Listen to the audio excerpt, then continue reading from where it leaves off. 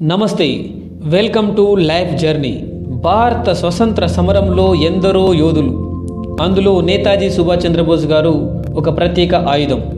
దూకుడే బోస్ మంత్రం, రాజీలేని పోరాటమే తంత్రం, నిప్పులు చెరుగుతూ ముందుకు ఉరకటమే వ్యూహం. స్వతంత్ర సమరంలో తిరుగులేని పోరు చేసిన ఆ దృశ్యం ఒక మిస్టరీగానే ఉండిపోయింది. అదే 1945 ఆగస్ట్. స్వతంత్ర సమరంలో చాలామంది నేతలు ఉన్నారు, కానీ యువతరానికి ఎప్పుడూ ఒక బాస్లా ఉండే బోస్ గారి గురించి తెలుసుకుందాం. భారతదేశంలోని కటక్లో ఒక పసికందు జననం. తండ్రి జానకీనాథ్, తల్లి ప్రభావతీదేవి. వీరికి జన్మించిన ఆ చిన్నారియే నేతాజీ సుభాష్ చంద్రబోస్. 1911లో కలకత్తా ప్రావిన్స్లో జరిగిన మెట్రికులేషన్ ఎగ్జామ్స్లో సుభాష్ చంద్రబోస్ టాపర్. చదువులో చాకు కాబట్టే 1918లో కలకత్తా యూనివర్సిటీ పరిధిలోని స్కాటిష్ చర్చ్ కాలేజీలో BA ఫిలాసఫీలో మంచి మార్కులతో పాస్ అయ్యాడు. అక్కడి నుంచి కేంబ్రిడ్జ్ యూనివర్సిటీకి వెళ్ళాడు. సివిల్ సర్వీసెస్ ఎగ్జామ్స్లో మళ్ళీ టాప్. క్షణాల్లో ఉద్యోగం వచ్చింది. కానీ మన సుభాష్ చంద్రబోస్ ఆ అపాయింట్మెంట్ ఆర్డర్ను చించిపడేశాడు. అందరూ కలలుగనే బ్రహ్మాండమైన ఉద్యోగాన్ని కాలదన్నడానికి ఒకటే కారణం: తెల్ల దొరలను దేశం నుంచి తరిమి కొట్టాలి, బ్రిటిష్ వాళ్లను గద్దెదించాలి. అంటే ఆ ప్రభుత్వం నుంచి బయటకు రావాలి అనుకున్నాడు. అందుకే బ్రిటిష్ సర్కారులో భాగస్వామి కాకూడదు అనుకున్నాడు. స్వతంత్ర సమరంలో అడుగు పెట్టాలి అని ఒక గట్టి నిర్ణయానికి వచ్చాడు. 1924లో కలకత్తా మేయర్గా ఎన్నికైన చిత్తరంజన్ దాస్కు బోస్ శిష్యుడు. ఆ టైంలోనే దాస్ ఆదేశాల మేరకు బెంగాల్ ప్రావిన్స్ కమిటీ పబ్లిసిటీ ఇన్ఛార్జ్గా కూడా పనిచేశారు. 1925లో బ్రిటిష్ సర్కార్ బోస్ను అరెస్టు చేసి మండలి జైలుకు తరలించింది. జైలు నుంచి విడుదల అవుతూనే అతని జీవితం మలుపు తిరిగింది. కాంగ్రెస్ పార్టీ ప్రధాన కార్యదర్శిగా ఎన్నిక అయ్యారు. అప్పుడే జవహర్ లాల్ నెహ్రూతో సాన్నిహిత్యం పెరిగింది. కొద్ది కాలంలోనే చాలా పాపులర్ అయ్యాడు.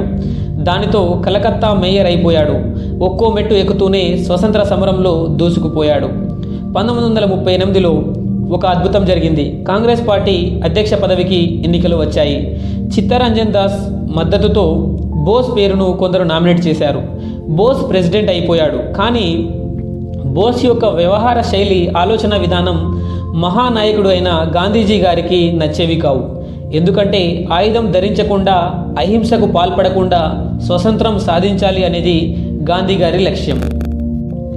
కానీ బోస్ గారి ఆలోచన ఇందుకు పూర్తి విరుద్ధం. బ్రిటిష్ రాజ్యాన్ని గద్దెదించాలి అంటే ఆయుధం తప్పక ఉండాలి అనేది బోస్ వాదన. పరస్పర విరుద్ధమైన ఈ వైఖరులే కాంగ్రెస్ పార్టీ శ్రేణులను రెండుగా చీల్చాయి.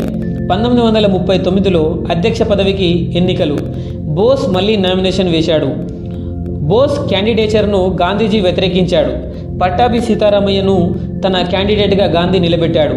మహాత్మా గాంధీ వంటి పెద్ద కొండను పొట్టేలు వంటి బోస్ ఢీకొంటున్నాడు అని అందరూ అనుకున్నారు. కానీ అందరి అంచనాలను తలక్రిందులు చేస్తూ బోస్ గారు ఆ ఎన్నికలలో మహాత్మా గాంధీ గారు నిలబెట్టిన పట్టాభి సీతారామయ్య గారిపైన విజయం సాధించడం జరిగింది.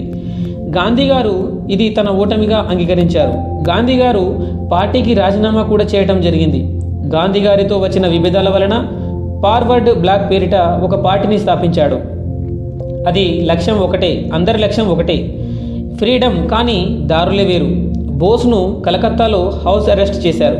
అయితే బోస్ ఆలోచనలు పోరాటం మీదనే ఉన్నాయి. తెల్లవాళ్ళు కళ్ళు గప్పి నిర్బంధం నుంచి తప్పించుకున్నాడు. జర్మనీ వెళ్ళాలి, నా జిల్లా సహాయంతో ఆర్మీని స్థాపించాలి. ఇవి బోస్ ఆలోచనలు. జర్మనీ వెళ్తున్నట్టు ఎవరికీ తెలియకూడదు. అందుకు ఒక వ్యూహాన్ని రచించాడు. ఒక పఠాన్ వేషం వేశాడు. పెషావర్ మీదుగా ఆఫ్ఘనిస్తాన్ వెళ్ళాడు.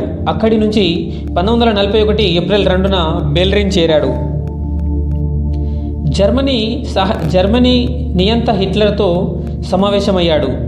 భారత స్వతంత్ర పోరాటంలో తమకు సహాయం చేయాల్సిందిగా కోరాడు. అక్కడి నుంచి జపాన్ వెళ్ళాడు. బ్రిటిష్కు వ్యతిరేకంగా జరిగే పోరాటంలో తమకు సైనిక సహాయం అందించాల్సిందిగా కోరాడు. అందుకు జపాన్ వెంటనే ఒప్పుకుంది. టోక్యోలో ఉండగానే ఆజాద్ హింద్ రేడియోను ఏర్పాటు చేశాడు.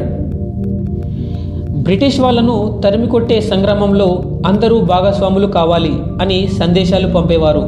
బర్మాకు వచ్చిన తర్వాత ఫ్రీ ఇండియా ప్రొవిజనల్ గవర్నమెంట్ను ప్రకటించాడు. యువకులను సైనికులుగా మారిస్తే తెల్లదొరలను వీలైనంత త్వరగా దేశం నుంచి వెళ్ళగొట్టొచ్చు అని అనుకున్నాడు. 1943లో ఇండియన్ నేషనల్ ఆర్మీని స్థాపించాడు. అదే ఆజాద్ హింద్ ఫౌజ్.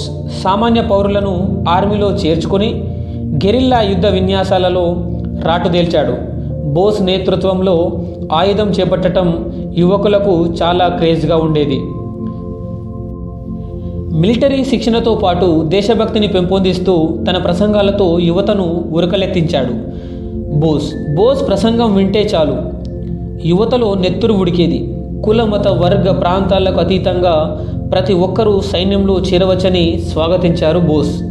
ఆ సమయంలోనే ఒక నినాదాన్ని తీసుకువచ్చారు. అదే జై హింద్ అనే నినాదం. అయితే మహిళలకు కూడా ఒక వింగ్ను ఏర్పాటు చేశారు. ఆ రెజిమెంట్ పేరు రాణి ఝాన్సీ రెజిమెంట్ అని. దానికి తొలి నాయకురాలిగా లక్ష్మీ సైగల్ను నియమించారు.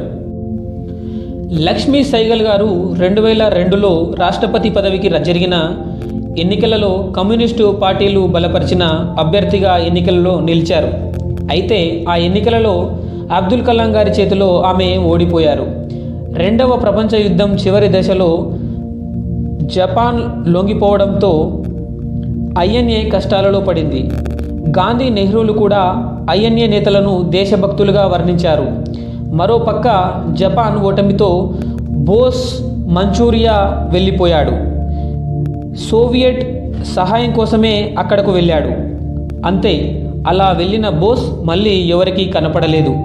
ఇప్పటికీ బోస్ అదృశ్యం ఒక మిస్టరీగానే ఉంది.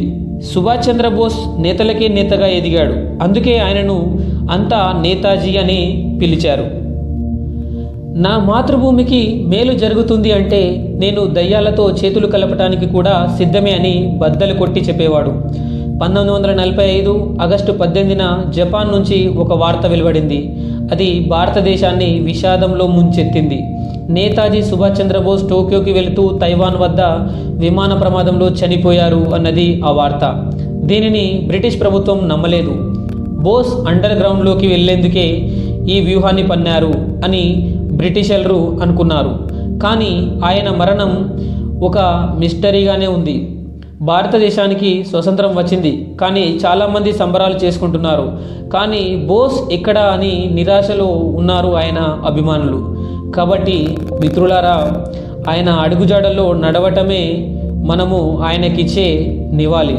జనవరి 23, 1897 ఆయన జన్మదినం కాబట్టి, అనగా రేపు జనవరి 23 ఆయన జన్మదినం సందర్భంగా నేటి యువతకు నేతాజీ సుభాష్ చంద్రబోస్ గారి గురించి తెలియాలి అన్న ఉద్దేశంతో నేను ఈ వీడియో చేయటం జరిగింది.